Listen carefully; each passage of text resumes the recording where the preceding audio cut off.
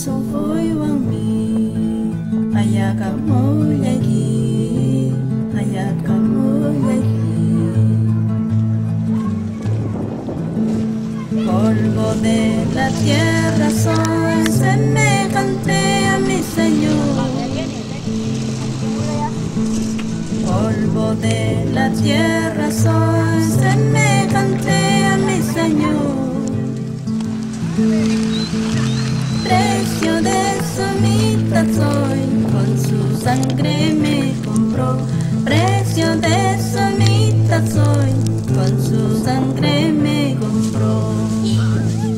Ay, payamam tam kaya ni Señor ni marichaku. Ay, payamam tam kaya ni Señor ni marichaku.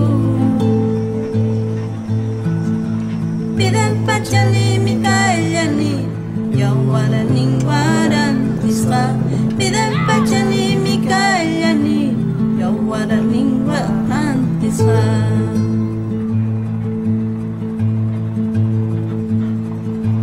polvo de la tierra soy semejante a mi Señor polvo de la tierra soy semejante a mi Señor precio de su mitad soy con su sangre me compró precio de su mitad soy con su sangre me compró ay payamam tam kaya ni Señor ni marichaku.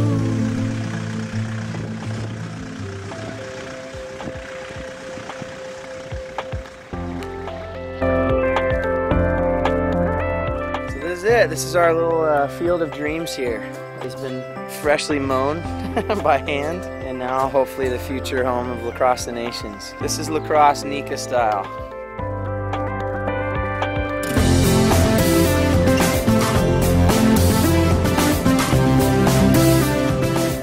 Our mission this first time was let's let the children of La Chureca and La Chureca as a whole teach us what this can be and what we should do. Let's get this freaking rock star group together. So let's go to the field, let's try this new sport. It's called lacrosse. Children, people just come swarming. A lot of kids came out. It was wild though. I mean, kids were diving in, grabbing sticks. We didn't even bring out most of the sticks the first day. I mean, that field for us as players coming in from all walks of life and for these kids, like we just collided and had the most beautiful mess. Once you get playing and you're having fun and you're out there and you're just enjoying your time, you kind of forget where you are.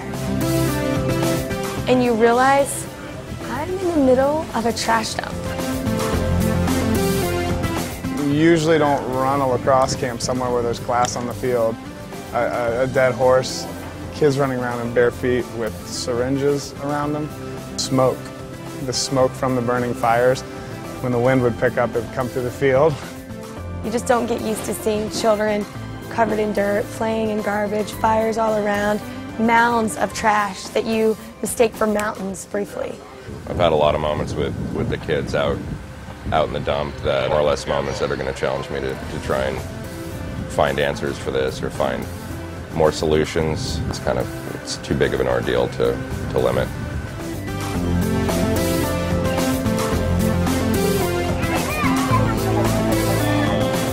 As we showed up every day, we started to learn more and more about the kids, that they needed a little guidance, but their attention span is like any other child.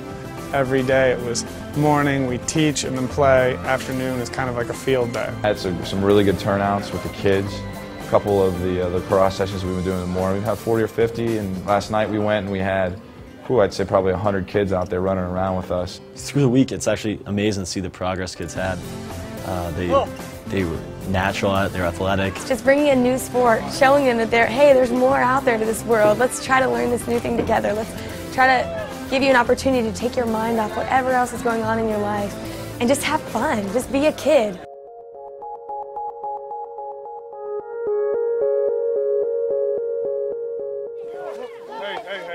There is this machismo on the field. In a line, when we were ready to shoot or something, If they would knock somebody, it was a fight. It was us pulling two kids apart. These kids had showed so much just young adolescent, rage. Let's do this, but there's a little resistance. You just have to walk carefully, walk humbly. Let's just grab a ball, split them in half, throw it up, and see what happens. As I'm watching it, I'm thinking, man, all the pictures I used to see when I was a kid of Native American lacrosse, the culture that brought us this game, it was just eerily like that. The sport can really overcome a lot of anger and a lot of violence. The idea that lacrosse was the little brother of war, that does directly translate to where we are. The rudiments were plenty for these kids to just dive in, grab it, and take off with it. The out of bounds is a thorn bush that nobody's ever going to run into because they're pretty gnarly. And then the other side is it has to be a barbed wire fence. So the kids just picked up and went, and we had so much fun. The fact that lacrosse meant so much to us growing up, to see that kind of torch handed off to these kids, and they take a look at this orange goal, and accidentally the ball hits the ground and goes up into the corner, and everyone goes, "Oh, gola!" And the child's like, I remember that. That's what I was living for when I was their age.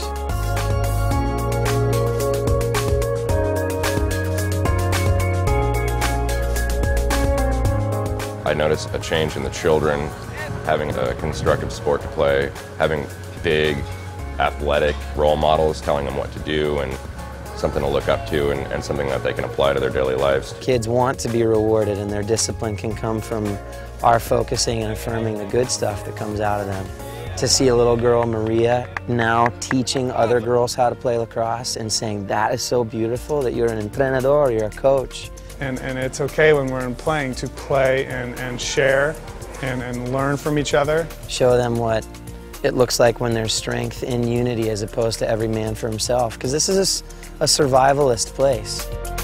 Breathe and I'll carry you away into the velvet sky. I think the nonverbal communication and having a sport to kind of bridge all gaps, not just language, was just so huge. The challenge of not being able to say exactly what you want to say, so trying to communicate in another way.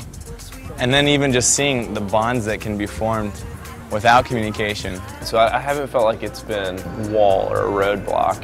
It would be incredible to come back here and actually communicate fluently in the language. When there was something they really wanted to communicate, that's when they'd call me over and be like, okay, I want you to tell them this. Tell them exactly what I'm saying. So okay, and so I'd tell them what they're saying, and a lot of times the child would not even look at me as I'm talking, they would be looking at the person that was coming through.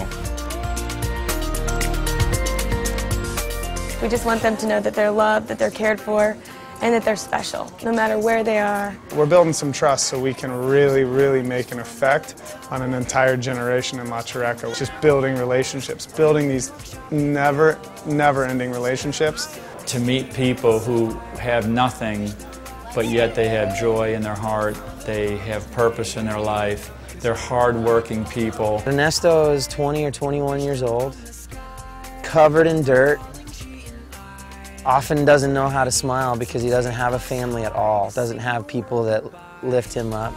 And he turned into a coach immediately. He couldn't wait to throw and catch, and he was like finding the weakest in the line that was getting picked on because he's been picked on, and he's fighting for her or for him.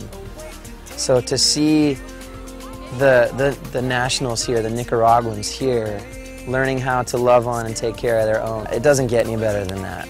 It's just, that's what we're here for. Everyone being together and kind of the camaraderie, I guess, of a team and the idea of a team. Went from this like kind of tense crowd that was trying this new sport but had a real short attention span for it, for at the end of the week, kids just needing it, wanting it, loving it.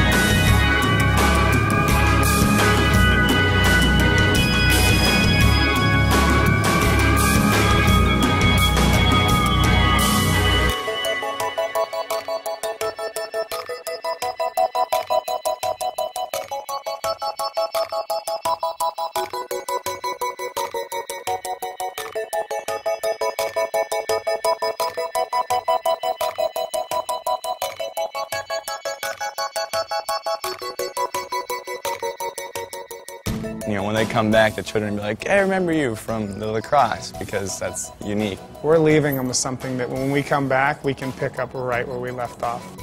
I know that we're going to leave some sticks with a few certain children that really picked it up and really seemed very interested in it. I asked a couple of the older guys, hey, if we left some sticks with the School of Hope, would you guys ever play them? Their first reaction was absolutely, yeah, I would love to. That's perfect. That's all we can ask for. All of our connections and our hearts just overlapped, and now we've done it, and we can't wait to keep doing it here and taking it to other places. Me llamo Vilma Yesenia Arias Silva. Vivo en La Chureca vivo. La Chureca es ¿qué? Es fea. Guarda que hay pelotitas.